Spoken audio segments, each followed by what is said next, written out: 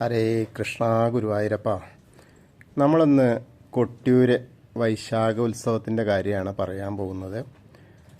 ആ ക്ഷേത്ര പശ്ചാത്തലവുമായിട്ടുള്ള കാര്യങ്ങളൊക്കെ, അതുപോലെ ഉത്സവത്തിൻ്റെ കാര്യങ്ങൾ.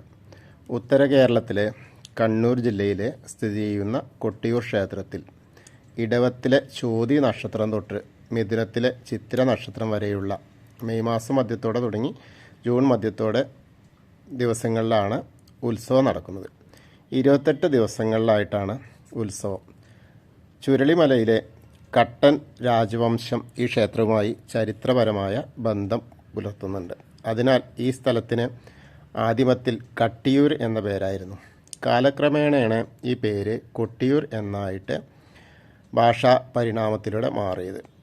കട്ടൻ രാജവംശക്കാർക്ക് ക്ഷേത്രത്തിൽ പാരമ്പര്യ അധികാരമുള്ളവരായതിനാൽ ഈ വാർഷിക മഹോത്സവം അവരുടെ മേൽനോട്ടത്തിൽ നടക്കുന്നു.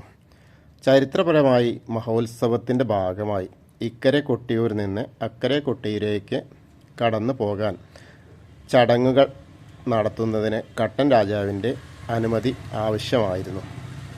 അവരുടെ താമസം സ്വതന്ത്രമായിരിക്കുകയും കുടുംബത്തിൽ ജനനമോ മരണമോ മൂലമുണ്ടാകുന്ന പുല അതുപോലെ വാലായികയൊക്കെ ഒഴിവാക്കുന്നതിനാണ് ഇവർ വേറെ സ്വതന്ത്രമായിട്ട് താമസിച്ച് പോരുന്നത്. ഇത് കൊട്ടിയൂർ പെരുന്നാളിൻ്റെ അനവധിയായ ആരാധന ഉറപ്പാക്കാൻ വേണ്ടിയിട്ടാണ്.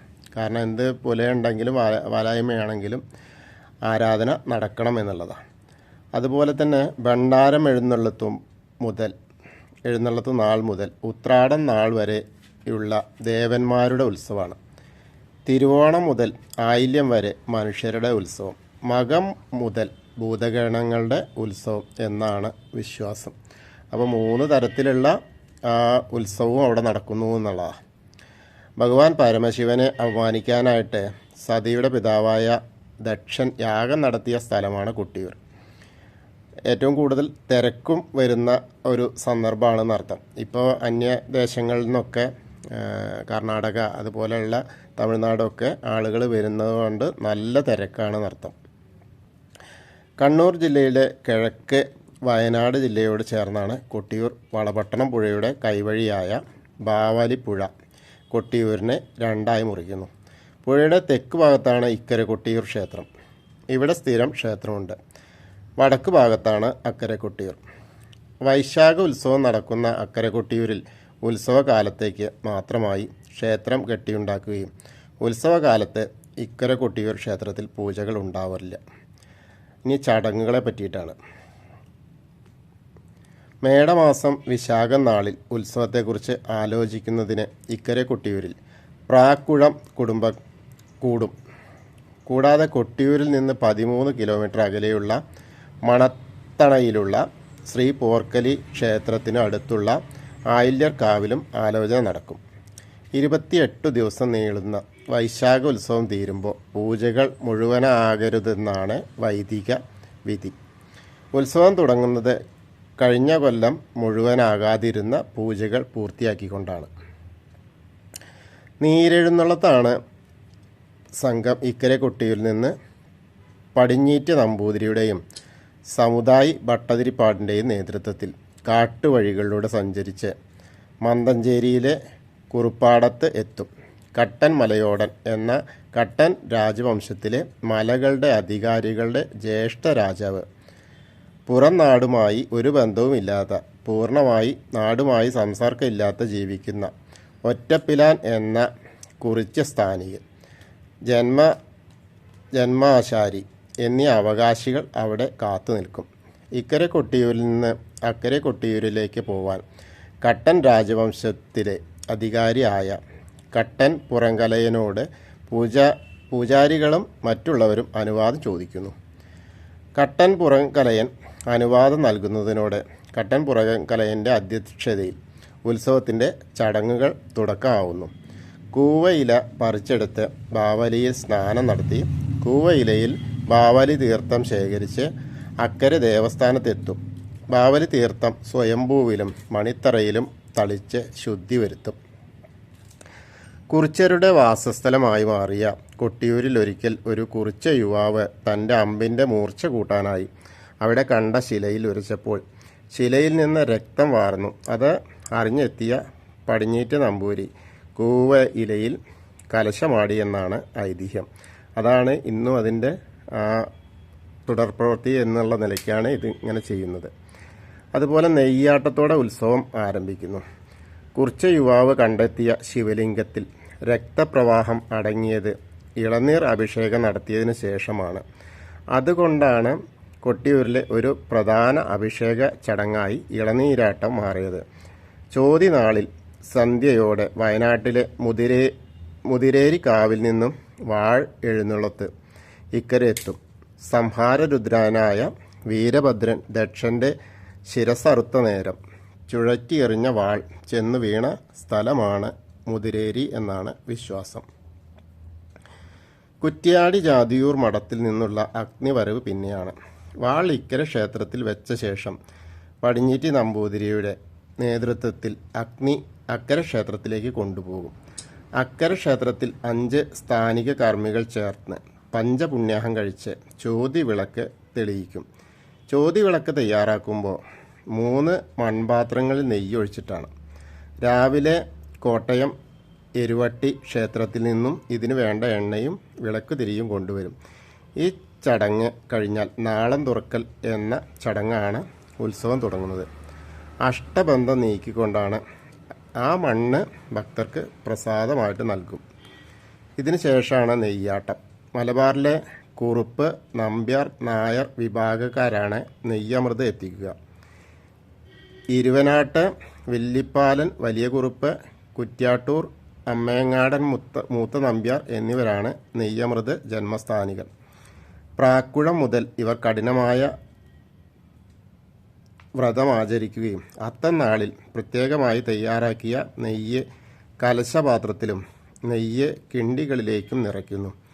തുടർന്ന് മാറ്റുവാങ്ങി തറ്റെടുത്ത് നെയ്യമൃത് എഴുന്നള്ളിക്കുന്നു. വലിയ കുറുപ്പും മൂത്ത നമ്പ്യാരും ചൂരൽ വടിയും മറ്റു വ്രതക്കാർ ചൂരൽ മുദ്ര കഴുത്തിലണിയുകയും ചെയ്യുന്നു.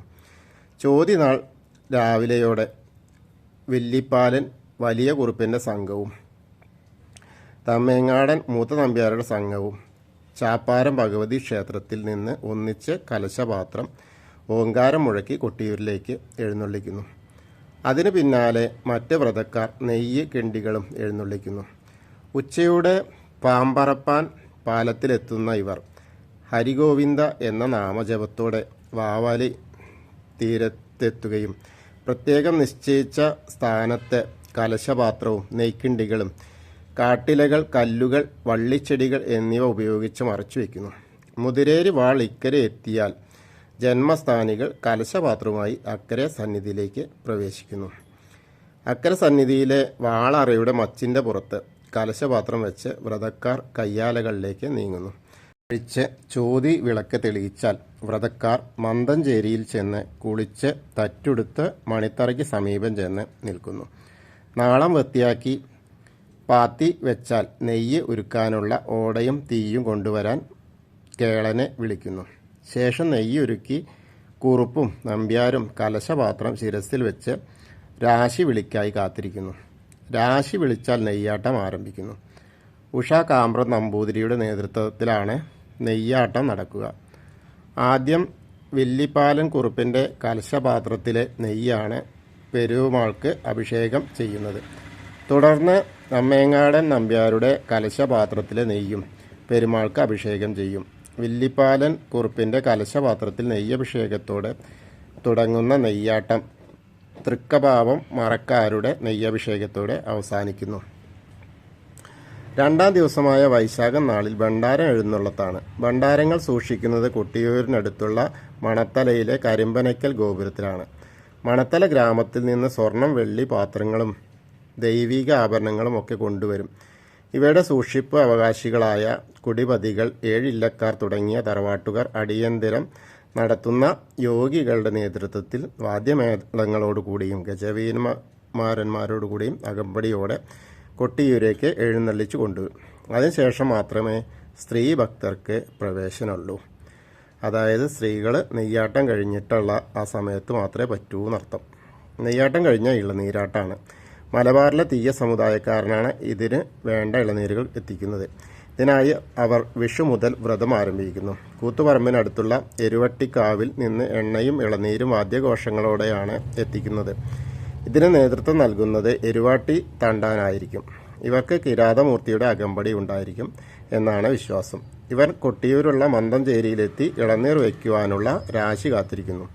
ക്ഷേത്രത്തിലെ രാത്രി പൂജാകർമ്മങ്ങൾ കഴിഞ്ഞാൽ ഇളനീർ വെപ്പിനുള്ള രാശി വിളിക്കും.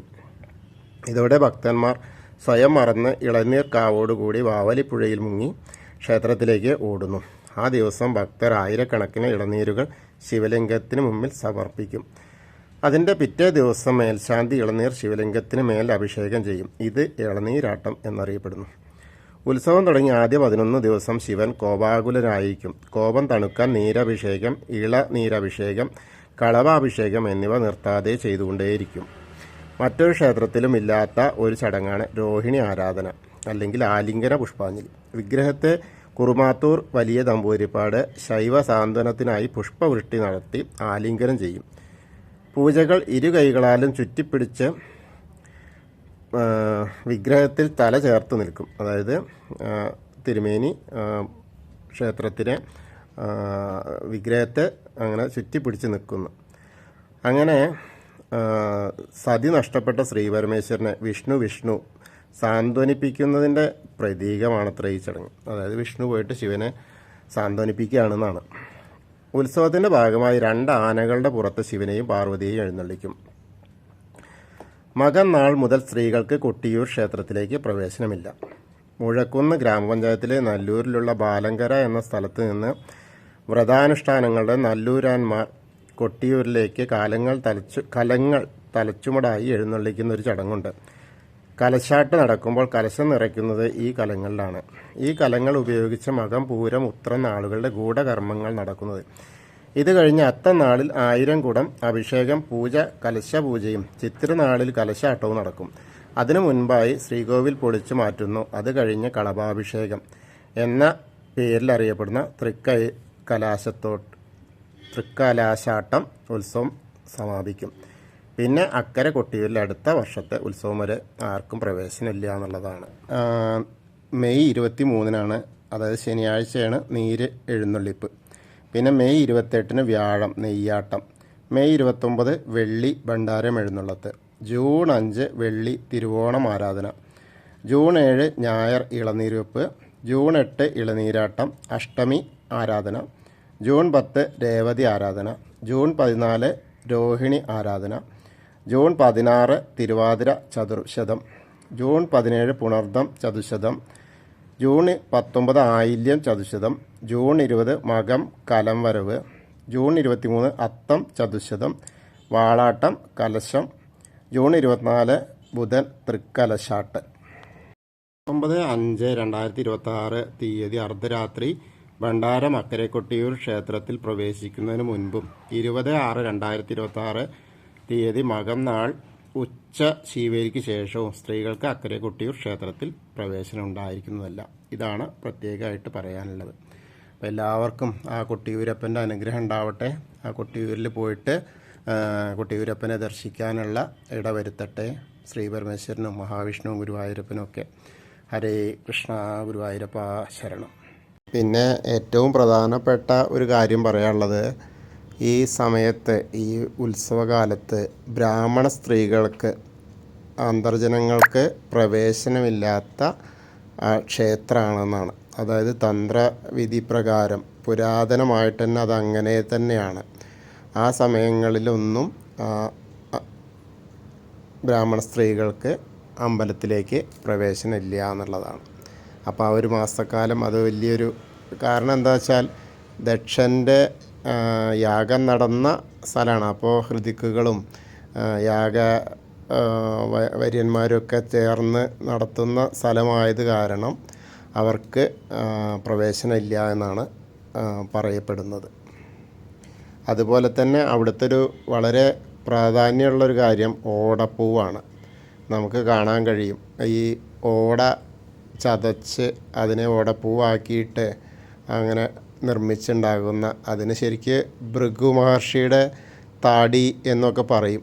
എന്തായാലും അത് കൊട്ടിയൂർ യാത്ര കഴിഞ്ഞ് വരുന്നവർക്ക് അത് വീട്ടിൽ കൊണ്ടുവന്ന് വെച്ചാൽ അടുത്ത വർഷമാകുമ്പോഴേക്ക് വീണ്ടും ഐശ്വര്യം ഉണ്ടാവും. അതുപോലെ കൊട്ടിയൂർ എത്താൻ നമുക്ക് വീണ്ടും കഴിയുമെന്നൊക്കെയാണ് ഇതിൻ്റെ ഒരു ഐതിഹ്യമായിട്ട് പറയുന്നത്. അപ്പോൾ എല്ലാവർക്കും അതൊക്കെ കാണാനും ഓടപ്പൂവൊക്കെ വാങ്ങാനും ആ മണ്ണിലൊന്ന് നമ്മുടെ പാദം എത്തിക്കാനും ഒക്കെ കഴിയട്ടെ, നമ്മുടെ മനസ്സെത്തട്ടെ. കൃഷ്ണ.